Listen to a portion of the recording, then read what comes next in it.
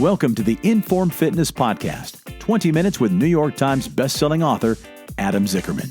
In this podcast, we're going to discuss my original vision for how we started Informed Fitness and where I want Informed Fitness to go and where we think exercise should go in the future. It's nice to see that my original intuition over 20 years ago has been validated by some recent science. So we're going to bring on some scientists in this industry, some great testimonials from clients that have experienced this. I'm going to be bringing in musicians and very interesting people, bodybuilders talking about how little they actually work out. It's going to shed some light on some very important topics. All right, welcome into episode 2 of the Informed Fitness Podcast, 20 minutes with Adam Zickerman and friends. If you stumbled across this episode in iTunes, SoundCloud, Stitcher Radio, or YouTube and have not yet had a chance to listen to our first episode, we invite you to go back, give it a listen, because in that episode, you'll hear some important foundational information to help you understand the mission of this podcast and be formally introduced to all the members of the podcast team. But we'll quickly run through the room here and reintroduce everybody. I'll start. My name's Tim Edwards. I'm the founder of the Inbound Podcasting Network and have been training with the Power of 10 system at the Toluca Lake location in Southern California.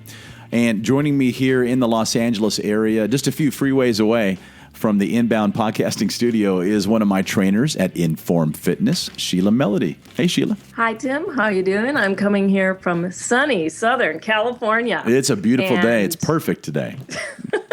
Maybe not. Yeah, I'm just going to rub that into our to our New York cohorts. As we record this through Skype, we can see our other cohorts here wearing sweaters and jackets, so probably a little chilly over there across the country on the east side of New York City. We'll start with the GM of the Manhattan Informed Fitness location, Mike Rogers. What's up, Mike? Hey, what's up? Yeah, it's like an Arctic 50 degrees here right now. It's hell. No, it's actually not so bad. But I just came back from Vegas over the weekend, so nice. I'm ready to recharge, restart, and recoup. No, but I'm excited about the podcast today.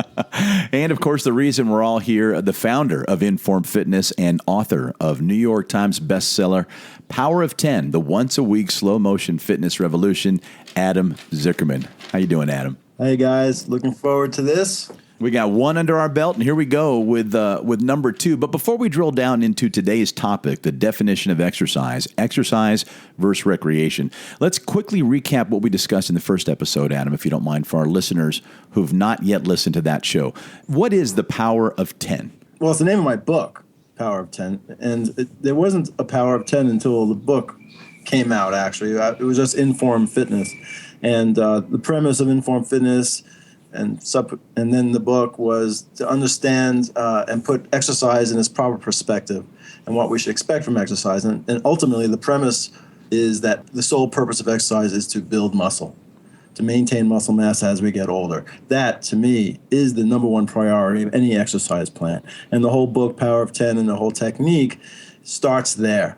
The technique, of course, enters into intensity and safety considerations, as well as balancing exercise with proper nutrition and rest. And there you have the Power of 10, balancing exercise, rest, and nutrition, the 3 pillars, we call it. And on there, that's the foundation. And in there, all the recreational pursuits, the life that you want to live, sits right on top of that. But if you want to live the kind of life you want to live, an active life, a happy life, a pain-free life, it starts with exercise, rest, nutrition, and everything else follows from there. Adam always says, the mission of Informed Fitness is to provide people with the exercise they need to give them the life that they want. So, thank you. Yeah. Right. Yeah. I could have just said that. Could have said that. But We need a little more. But I didn't. A little more detail.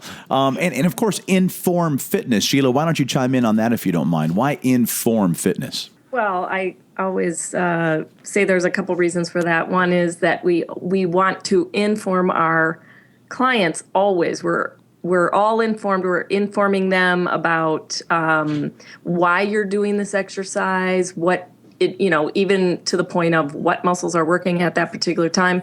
And then we also are real sticklers on performing the exercise in the proper form. So I might find, myself saying, okay, stay in form. And then I go, oh, yeah, that's our name.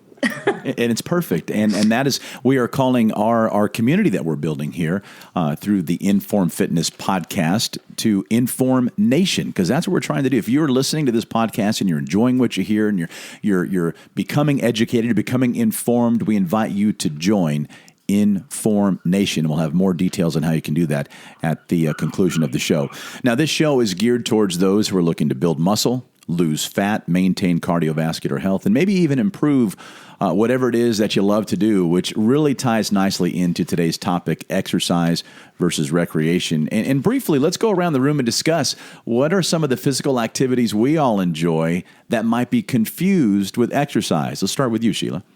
Well, what I really love to do around LA especially is hiking, lots of canyons, hiking, and tennis and yoga. Those are things that I actually enjoy doing. So when you're hiking, do you ever go up to Runyon Canyon? Is that right? Up there off of Mulholland Drive? See some celebrities? Yes, I've gone up there. That's a very busy hiking area, actually. I prefer to kind of be out here in Malibu Canyon area because it's way more wide open. That's kind of the city hiking area. But there are plenty of places here in Southern California to hike, as I'm sure there's plenty of places in New York and the upstate New York and surrounding areas too. Are you a hiker, Mike, or what do you do for exercise or for recreation, I should say? I like to take a hike oftentimes in life. You're told to take a hike. Yeah. I love hiking. I don't do it on a regular basis. It's usually if I'm away or wherever. If I was in California, I'd probably be taking a hike.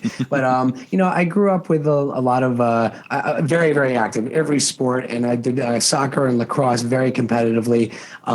As I've gotten older, I sort of phased into triathlon sports like biking, swimming, and running. Love cycling the most there, and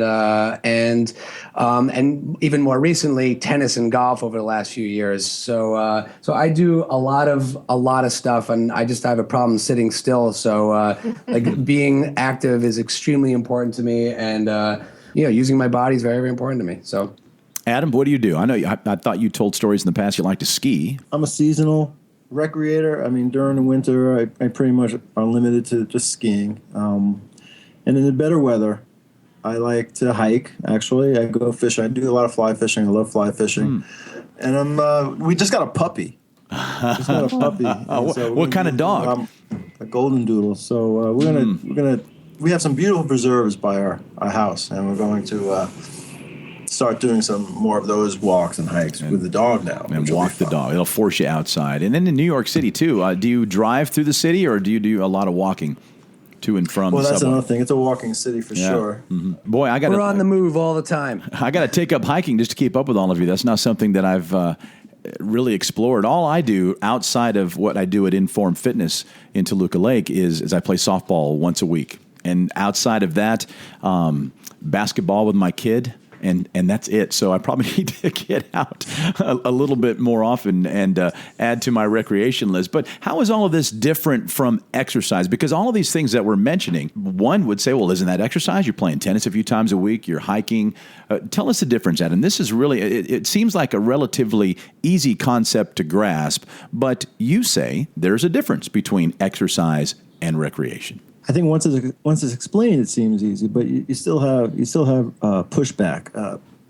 It's hard for people who have been told their whole life that you have to be active and be out there, and they've been playing tennis their whole lives, and playing soccer their whole lives. To tell them that's not exercise, and they're not wrong by thinking it is in some sense, and that is there's an exercise effect. Again, exercise specifically is to build muscle and get stronger, and there's no doubt that a lot of these sports and recreational pursuits have an exercise effect in the sense that they do make you stronger. A tennis player is going to get stronger legs from it, a stronger arm or upper body in general from that sport. But that's not necessarily the goal of that recreational pursuit. The goal of that recreational pursuit is to enjoy that recreational pursuit is because you love it. All right, that is the goal of that. The goal of exercise is to make you stronger.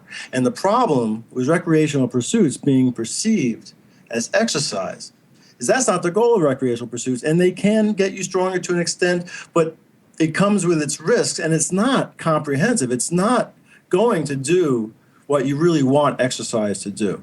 It's not going to build your muscles from head to toe. It's going to build them in a very specific way for that particular sport, and that's not a general conditioning program.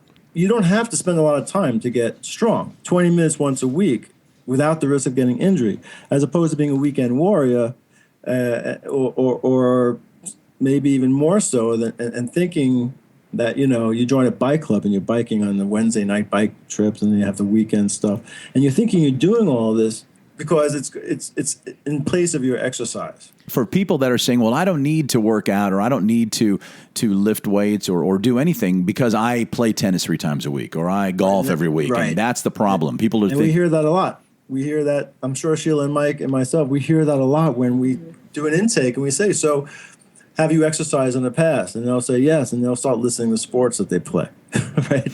And we get into that discussion. I said, all right, well, great.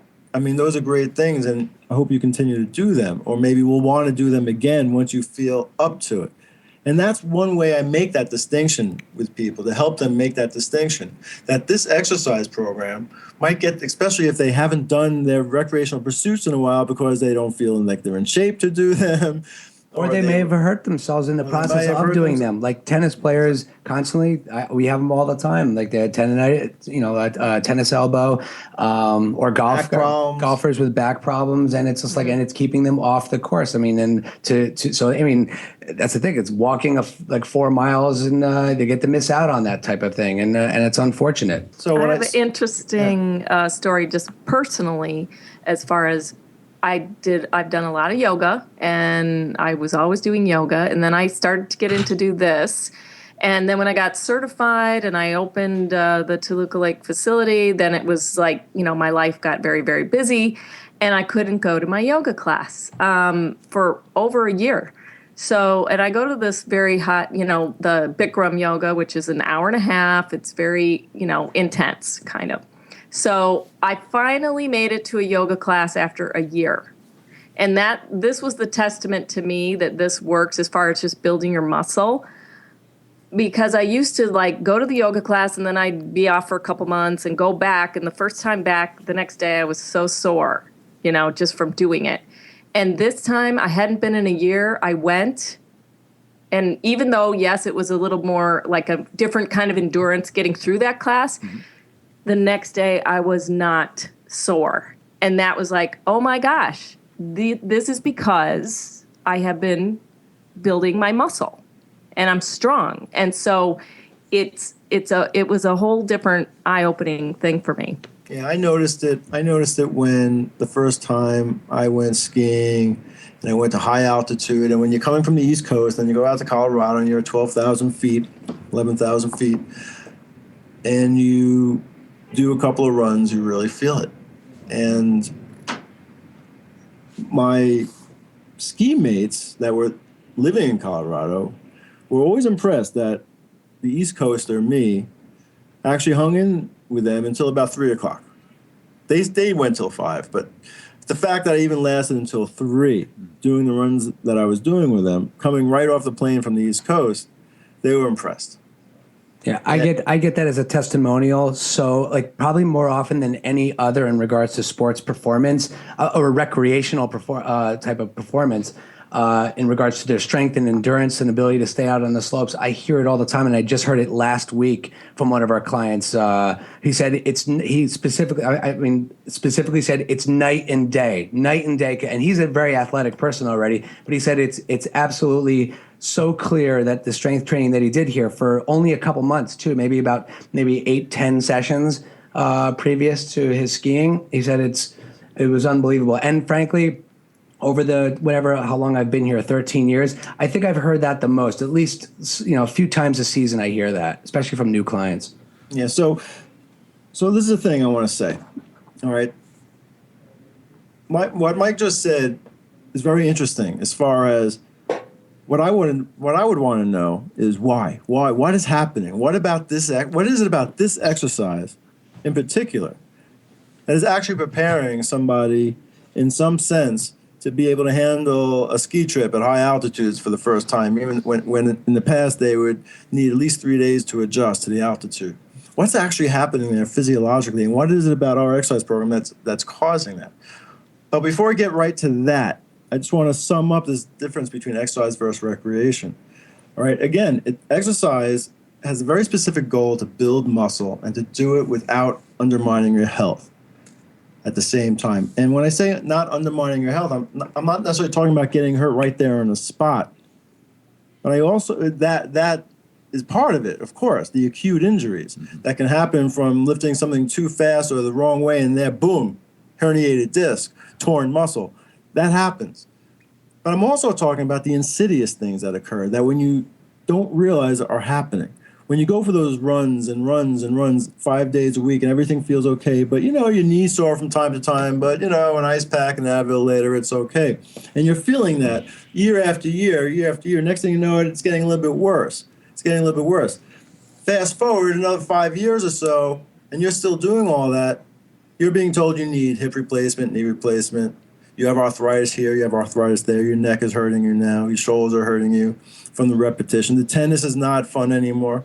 All right, the back is killing you after a tennis game. The knees are killing you. The shoulders killing you. The elbows killing you. These are our experiences. This is direct observations. We've heard these all through the years. It's unbelievable. I think we have a front row seat to these type of complaints too, all the time. So, and these are people that probably looked upon their recreational activities as their exercise, as opposed to making their exercise foundational. Exactly. Yes. But now they're saying, okay, this is great. So the pressure's off. I don't have to look at these activities or feel guilty that I didn't play tennis this weekend or I didn't run this weekend. I don't have to feel guilty about that as long as I took the time, 20 minutes about, and worked out really hard, really intensely, which is the whole reason and the whole way you should be exercising. Because what we're finding out is all this magic that occurs, all this strength that we get, all this endurance that we build comes from the magic of pushing your muscles to a level that they rarely get pushed to. And when that happens, all that magic happens, all that change, all that positive change actually occurs. Having said that also, exercise is not about entertainment. The purpose of exercise is to build muscle as quickly and as safely as possible so you can live your life. If you want to have something that's not boring, join a book club, join any kind of group where you can have fun. But when it comes to your exercise, just work out. Do what you have to do. Trying to make exercise not boring is kind of like trying to make brushing your teeth not boring. You don't consider that because it's ridiculous to try to change the way you brush your teeth just so you are more entertained during the process, despite the risk you take of having rotten teeth. This is a challenge, though. I mean, like Adam's points are absolutely valid, and that's the way it is. I mean, people have to they should consider that if they're really, really taking seriously their health and they're thinking about it. I think some of the challenges sometimes is helping people believe that you can actually get a worthwhile workout in 20 minutes, and we know that you can, and we have hundreds and hundreds of testimonials that you can. But it's but sometimes people, I think, just plain don't believe that you can do it in 20 minutes. That's A, and B, I think some people they really need to feel like they're distracted if they're exercising, unfortunately, and that's why they need to be in a spin class with the music pumping and the candles and whatever. And it's that's the challenges that we do have. Being before you experience Informed Fitness, it sounds very counterintuitive to what you've been taught to make yourself healthier. But when you experience it, you realize that what Adam said is absolutely right. It really is just like brush your teeth. You want your teeth to be healthy, brush and floss, drink water. But still, on that note, from a female perspective, I have found it to be very fun. Are we stopping? I found it to be very fun because it's challenging. Women don't typically go to the gym and try to compete or lift heavy weights. I mean, for the most part, I never did. And I feel like it's kind of just a fun little victory every week when I come in and you see other clients. Our clients have developed friendships. They're seeing each other come in and out, and they love telling a new client, wow, I've been coming for 62 sessions, and it's just they're so proud of themselves. That's what I see. It becomes fun. Not the process, not when you're in that leg press. What's fun for you is the results from it. What's fun for you is a culture of informed fitness, that because we all have this, we all feel we have lightning in a bottle, and we have this big secret that no one knows about, that you can get in the best shape of your life in just 20 minutes. That's all fun. That's all something to be very proud of and very enthused about. But when you're on that leg press, those last 10 seconds on a leg press, I mean, I don't know. I'm not thinking fun at that moment. That's not fun, no. To me, again, I think a lot of people appreciate the very direct approach about this, as far as, saying, listen, I understand that you think exercise has to be fun, and I can understand your reasons for wanting it to be fun, especially if you're going to spend 3 hours a week doing it. Right. I get it. I get that feeling. So. But here's a relief for you. You can have fun without the guilt. You can have fun without mixing it up with your exercise. And just do your exercise for 20 minutes, not thinking about fun, but get it over with in 20 minutes. And I'm going to show you and convince you that 20 minutes is enough for that. That's how you start the consultation. That's how you start your introduction. That right now, you have to believe or want to believe that 20 minutes is enough. And all it's going to take is for you to follow my lead for 6 weeks. And you'll get it. You won't have to have me have to talk you into it anymore. And then you'll be like, wow, this is great. Now I can have fun.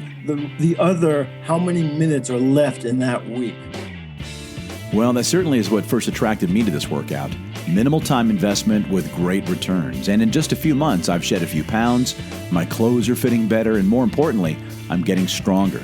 As a matter of fact, we'll include the PDF of my progress in the show notes. That way you can see how each week I'm lifting, pulling, pushing more and more weight. I love it. All right, there's the music, which means that we're close to the 20-minute mark in the podcast. So if you began your slow motion, high-intensity workout at the start of this podcast, you'd be finished by now for the entire week. So as Adam just said, you can have fun the remaining 10,060 minutes of your week. Great discussion today. And remember, if you'd like to ask the team a question or have a comment regarding the Power of 10, it's very simple. Just shoot us an email or record a voice memo on your phone and send it to podcast@informfitness.com. You can also leave us a voicemail by calling 888-983-5020, extension 3. That's 888-983-5020, extension 3. All feedback is welcome. Speaking of which, if you enjoyed the show, the best way to support it and ensure that we continue producing additional episodes is to subscribe to the podcast. And please rate the show and leave us some feedback and a review right here in iTunes, SoundCloud, Stitcher Radio, Acast, YouTube, or wherever you might be listening. To join us here at Inform Nation, give this workout a try for yourself. Just visit informfitness.com for phone numbers and locations nearest you, and please tell them you heard about the Power of 10 from the podcast. I'm Tim Edwards, reminding you to join us in the next episode, The Importance of Muscle. And we're not talking about just looking good at the beach, but all the physiological benefits that come from losing fat and building muscle. For Adam, Mike, and Sheila, thanks for joining us here at the Inform Fitness Podcast, 20 minutes with Adam Zickerman and friends here on the Inbound Podcasting Network.